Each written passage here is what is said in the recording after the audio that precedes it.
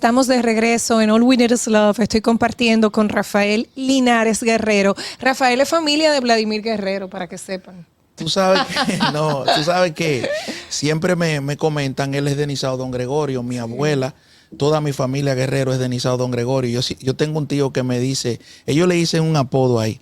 Yo no he tenido la particularidad de conocerlo y eso, pero siempre mi tío me dice, oye, ustedes tienen que visitar, ¿y qué va a nosotros? Pero sí, mi familia toda es de Nizao Don Gregorio. Mira, nos quedamos en esta, tú estabas haciendo como toda esta historia. Y yo... Hablábamos del comunismo. Sí, del comunismo. Pero yo quería decirte algo, Rafael. Tú dijiste que el político, hacías una definición donde yo te dije, bueno, idealmente, sí, sobre el servicio.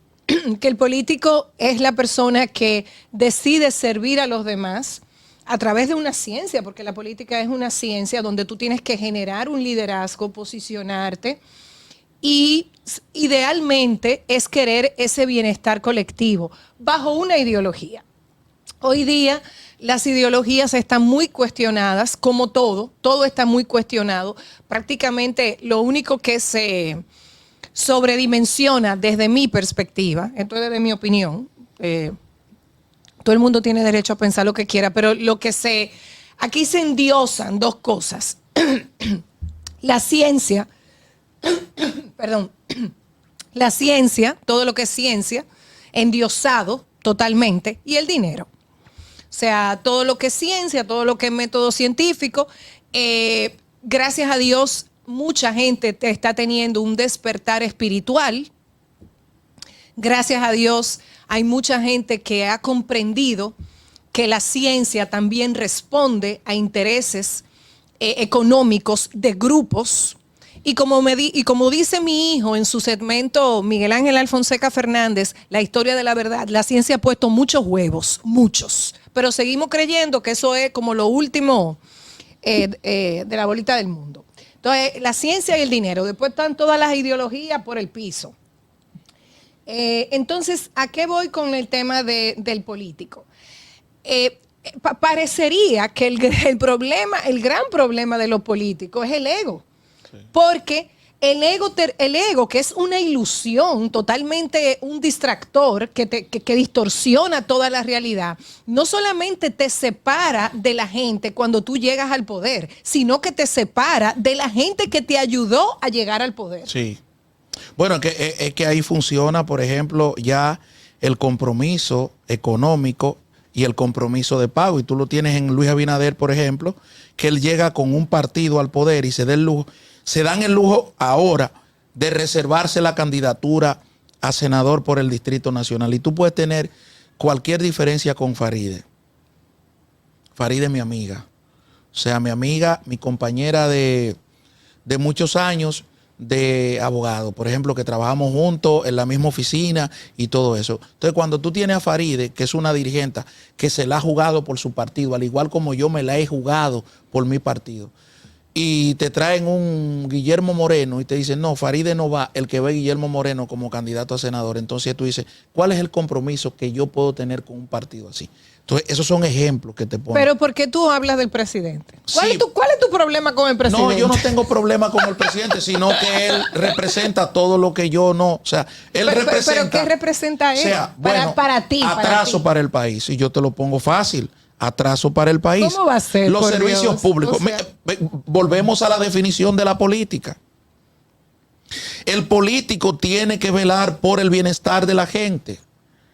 Vámonos a los planes sociales. Es que aquí hay un grupo de gente que tiene un pensamiento, cree tener un pensamiento holístico en el sentido de que la República Dominicana es una panacea. O sea, que la República Dominicana es la isla más desarrollada del Caribe. Sí, pero ¿en manos de quién queda ese desarrollo? Rafael, pero... Discúlpame. O sea, ¿en manos de quién queda ese desarrollo? O sea, cuando tú tienes una realidad social, socioeconómica de la República Dominicana, donde en vez de aumentar, en vez de disminuir la pobreza, lo que hace es que te la aumenta.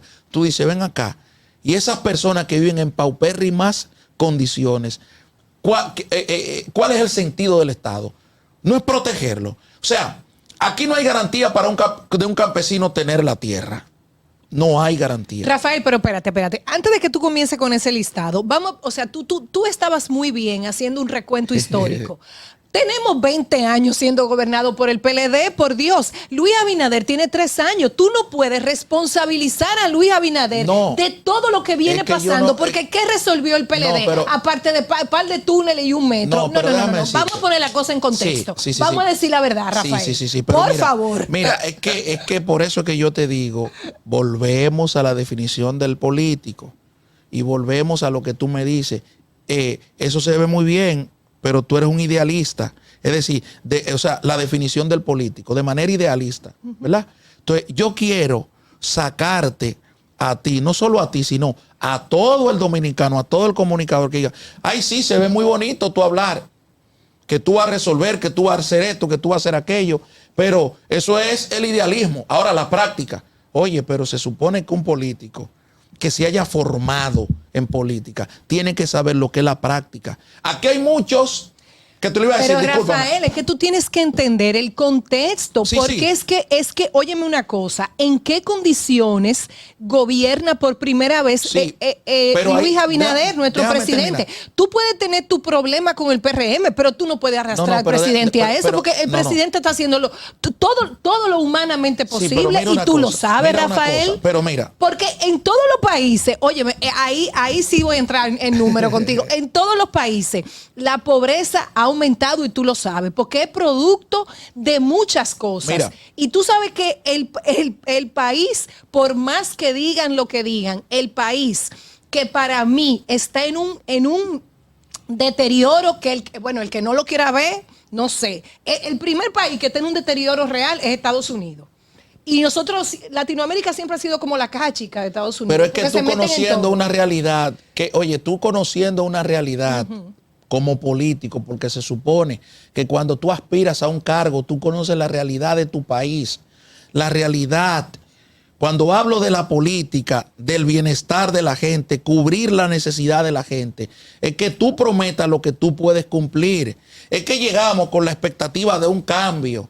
Pero ¿qué ha cambiado? Han cambiado muchas cosas. Pero discúlpame. Rafael. Ahora vamos a pedir 4 años más porque no hay tiempo. Yo no soy un Dios para resolverlo todo. Pero vamos a poner algo sencillo. Algo muy sencillo. Rafael, pero a ti te conviene eso. ¿Qué? A ti, óyeme, a todo el que se sienta ahí, yo se lo digo. A ustedes, los jóvenes, tú eres un hombre joven. A ti te conviene que gane Luis Abinader. ¿Tú sabes no por me qué? Conviene. Sí, te conviene. A mí me conviene que el ingeniero Miguel Vargas Maldonado, óyeme bien, reencauce el partido. Que nosotros los PRDistas recaucemos el partido. Pero el ingeniero tiene oportunidad en el 28. Sí. No, pero óyeme. Pero él tiene oportunidad en el 28, ¿sí o no? Sí, pero mira una cosa. Es que a mí no me conviene que Luis Abinader sea presidente de la República. Claro que sí, si él gana, vamos a salir de todos los viejos. No, porque la política no se ve así. Por ejemplo, Winston Churchill en el año 1945. Pero el ingeniero puede ir en el 28, ¿sí o no? ¿Qué edad tenía? Pero discúlpame, ¿qué edad tenía Winston Churchill en el año 1945? No, yo no sé. 80 y pico. Me encanta Churchill, leí su biografía, pero ese dato sí, pero 80 y pico de años. ¿Qué edad tenía Stalin? ¿Y qué edad tenía Hitler? Para que tú entiendas que la política no necesariamente tiene que ser edad. Pero perdóname, es que tú me estás mezclando. Stalin y Hitler no deben ser referentes de nada. Pero yo te estoy hablando en términos de edad. Fíjate, como un pensamiento democrático, como un pensamiento progresista, como un pensamiento político holísticamente le gana al retrógrada, le gana al abusador y le gana al que había maltratado a cientos de millones de judíos. Estoy hablando para ponerte en el contexto. Claro. Es decir, la idea es lo que prevalece, no es la edad. La idea. Por eso yo no hablo de que Milagro Ortiz Bosch sea mayor, que Miriam sea más. Yo no hablo de eso, yo no entro en ese detalle. No, pero yo te estoy relajando, Rafael. Sí, yo lo que te digo es que necesitamos una transición. Sí, pero no es Luis que la va a representar, la transición. Pero le está representando, no Rafael, Oye, por Dios. Es que no es Luis, es que cuando tú me dices a mí que tú estás combatiendo la corrupción, por ejemplo, y tú recibes a Luis René Canaán, oye bien, ex senador de la República, involucrado en el caso de los Tucanos, como presidente y como PRM, tú lo recibes en tu partido. ¿De qué lucha contra la corrupción tú me estás hablando a mí? No me puedes hablar de cambio generacional. Entonces, ¿qué tú quieres? Utilizar ese tema como rédito electoral. Y eso es lo que, mira, queremos transformar a la población, queremos transformar el país. Rafael, pero es que eso... Vamos a transformar los planes sociales, los programas sociales. Sí, Discúlpame. sí, pero es que eso no se hace de un día para otro. Sí, pero déjame decirte. Es que yo lo que veo, yo te voy a decir que es lo que yo veo. Y yo estoy de acuerdo contigo, porque tú estás aquí precisamente porque yo digo, yo creo en la versatilidad, en la diversidad, y tiene que existir para no convertirnos en Venezuela o en Cuba. Bueno, pero ¿qué pasa? Ahora bien. Discúlpame, ¿cómo se convirtió Venezuela y Cuba? En Venezuela y Cuba. En Venezuela y Cuba. Pero lo de Cuba es un proceso que tendríamos que analizarlo durante un tiempo. Ahora, Haití y Venezuela fue invalidando los partidos políticos. Yo lo sé. E invalidándose ellos mismos los políticos. ¿Tú sabes por qué? Mira, por eso es que para mí tiene valor que tú estés aquí. Pero donde yo veo que tú puedes ponerte como un poco, no sé si emocional, es en el hecho de que el PRM es una cosa y el presidente es otra. Y tú tienes que verlo así. ¿Tú sabes por qué? Porque gobernar, y tú lo sabes, y si te toca ser presidente de este país, te vas a tener que tragar todo lo que estás diciendo. Ser presidente y estar en un partido son dos cosas completamente diferentes. No, pero sí, mira una cosa. Ajá. Son dos cosas diferentes hasta que el presidente quiera que sean diferentes. Porque el presidente tiene hoy al presidente de su partido como ministro administrativo de la presidencia.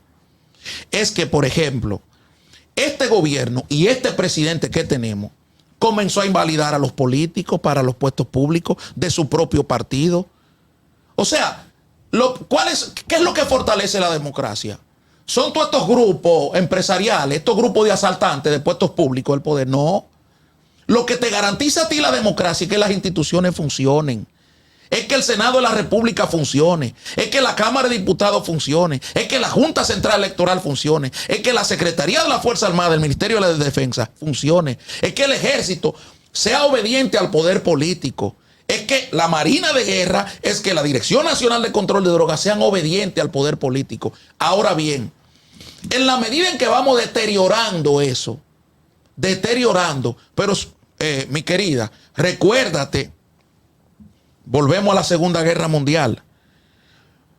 Joseph Goebbels, su principal papel era tratar de construir una historia positiva. Claro, una narrativa, sobre una narrativa positiva, propaganda, con todas las atrocidades que cometía el Tercer Reich. Ajá. Y eso no lo pudo hacer. ¿Por qué? Porque la realidad político social que vivía Alemania y que vivía el mundo, que vivía Francia, que vivía Polonia, que vivía Rusia, era otra. A eso es que me refiero. Es decir, tú quieres cambiar el mundo, vámonos a la realidad política y las amenazas. Aquí tenemos nosotros un problema con Haití, derivado de toda esa charlatanería que cometieron esos grupos de la sociedad civil haitiana y de todos esos experimentos que hoy están cometiendo aquí. Entonces, un presidente, tú hablas de Balaguer, discúlpame. ¿Qué hizo Balaguer con los bienes de Trujillo?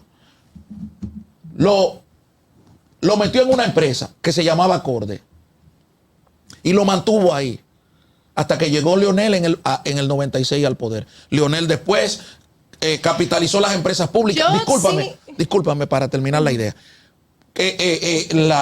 Repartió las empresas públicas, la generación eléctrica la puso en manos privadas, en fin. Pero Balaguer las mantuvo. Ahora bien, nosotros tenemos aquí un constante golpeo hacia los partidos políticos. Una constante persecución contra los líderes políticos de este país. Todos. Invalidándolo a todos. Y yo como joven que estoy viendo, que leo todos los días, que analizo todos los días las cosas, porque nadie me puede hablar a mí de formación.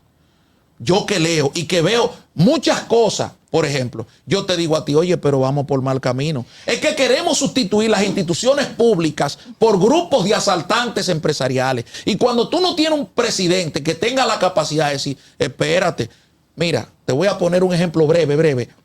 Déjame terminar, breve.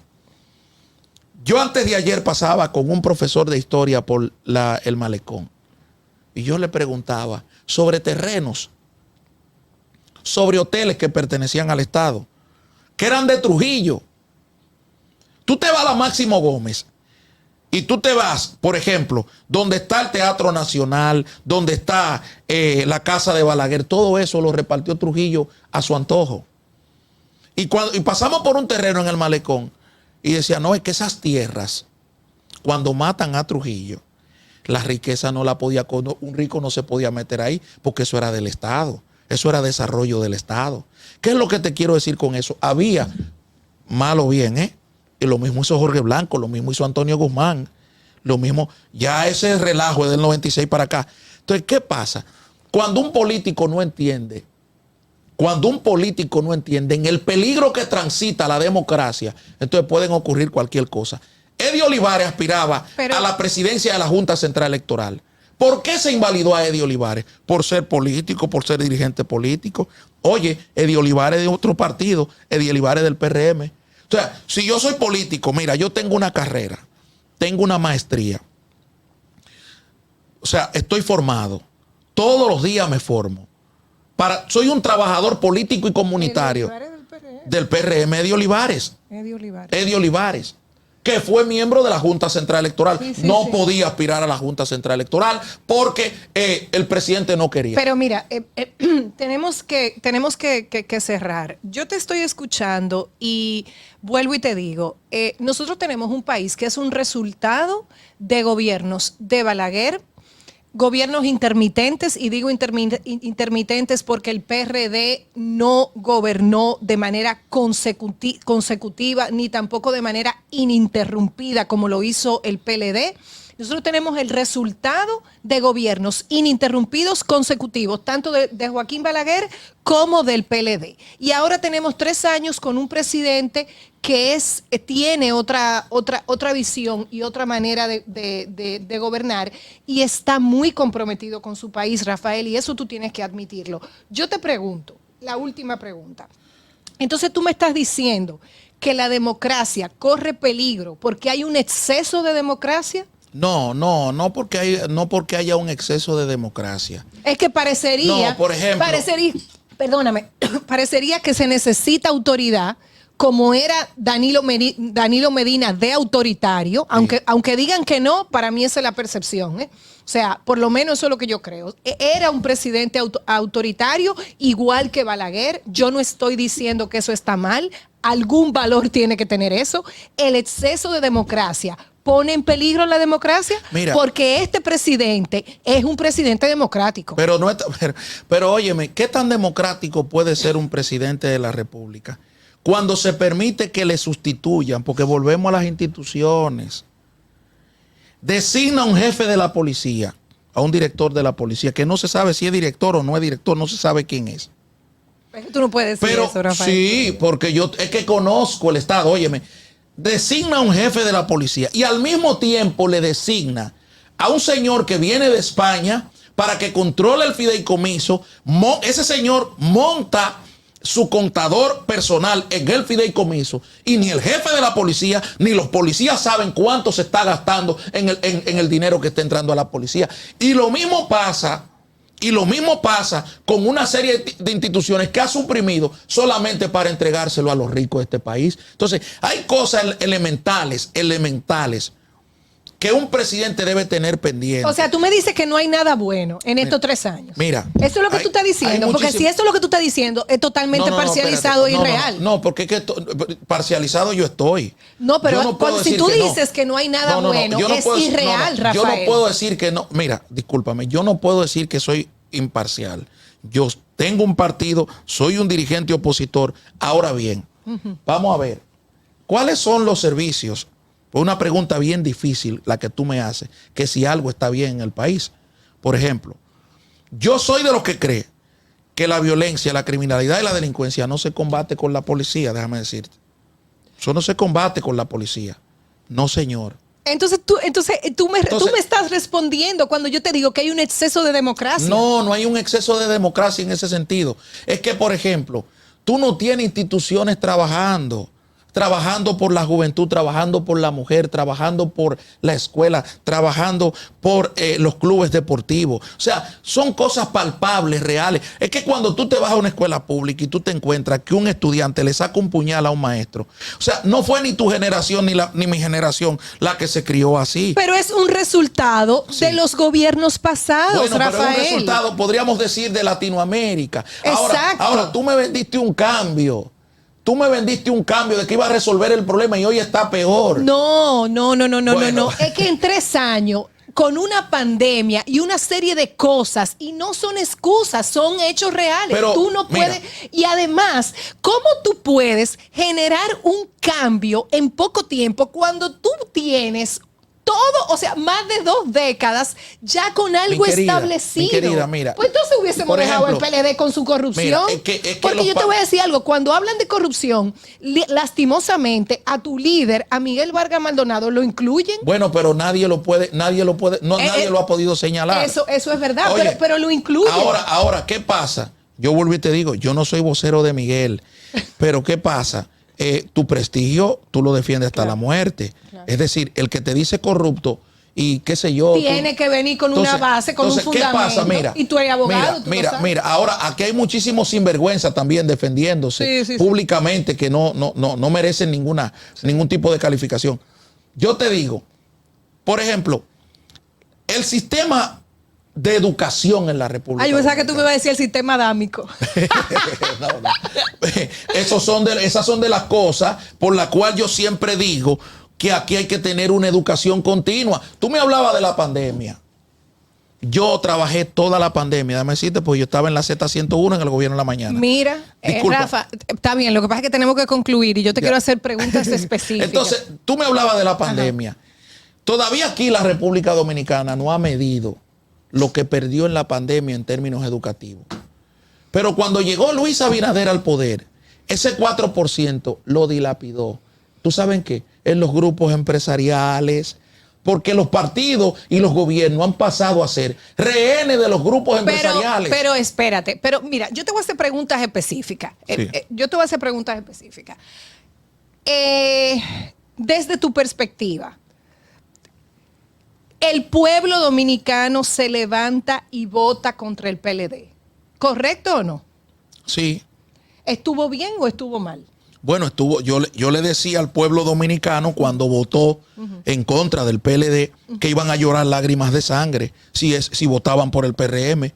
Y hoy el que no tiene el servicio del 911 está llorando lágrimas de sangre. Mío, hoy el que no tiene la tarjetita Solidaridad. Pero eso no es verdad, porque yo utilicé el 911 y yo hablé con la gente del 911. Pero mi amor, tú no puedes negar que el 911 está deteriorado. Y tú no puedes negar que nosotros hemos sido, dentro de Latinoamérica, el país con mayor estabilidad económica desde una perspectiva específica, porque nosotros somos una media isla, somos pequeños, no podemos compararnos con países grandes de Latinoamérica, y que pudimos vacunar y superar una pandemia que comienza justamente en medio de una campaña electoral. Tú no puedes negar que de ahí hemos salido bien.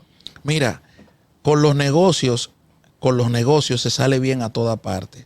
Por ejemplo, ¿qué pasó con el tema? O sea, tú vas a gobernar sin el empresariado. Bueno, espérate, pero tú vas a gobernar sin el empresariado, Balaguer Rafael gobernó con el empresariado, Jorge Blanco gobernó con el empresariado, Antonio Guzmán gobernó con el empresariado, pero no fueron lacayos del empresariado. Hipólito Mejía gobernó con el empresariado, pero no fue un lacayo de los empresarios. Oye bien, es que aquí, cuando un ministro de educación, un presidente lo tiene que quitar por presiones de grupos empresariales, como pasó con Furcal, que lo tuvo que quitar por la presión de grupos empresariales. Oye bien, es que no puedo hablar de un proceso de educación. Y óyeme, yo no tengo nada en común con Roberto Furcal, nada. Pero versus a lo que está pasando hoy, que este ministro de Educación te dice, Furcal pagó 3.800 millones de pesos en libros inservibles. Ahí es que entra Rafael Linares. ¿Tú sabes por qué entra Rafael Linares ahí? Porque yo soy producto de la educación.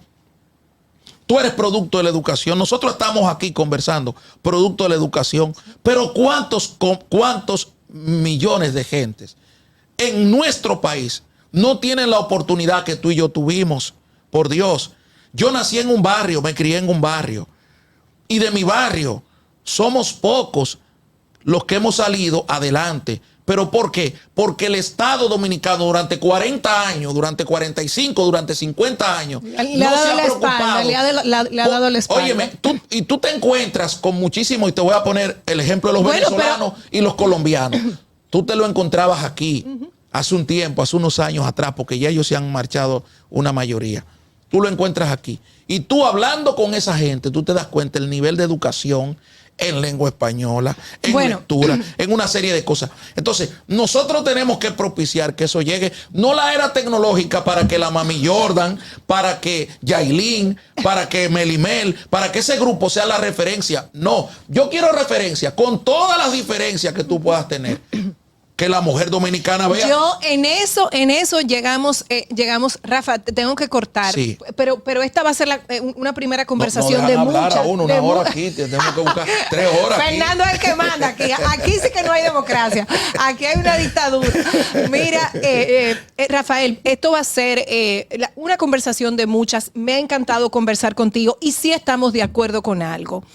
Este país necesita educación en todos los niveles, en todos los aspectos, en todos los sentidos. Lo que pasa es que a los gobiernos no le conviene que la gente sea educada, que la gente se prepare, que no sea ignorante. Necesitamos una juventud que no esté anestesiada, que no esté drogada, fragmentada. Exacto. Necesitamos gente pensante. Y por eso, repito, Rafael está aquí porque esto es un compromiso con la apertura y aquí en mi mesa caben todas las versiones. Dios los bendiga. Namaste.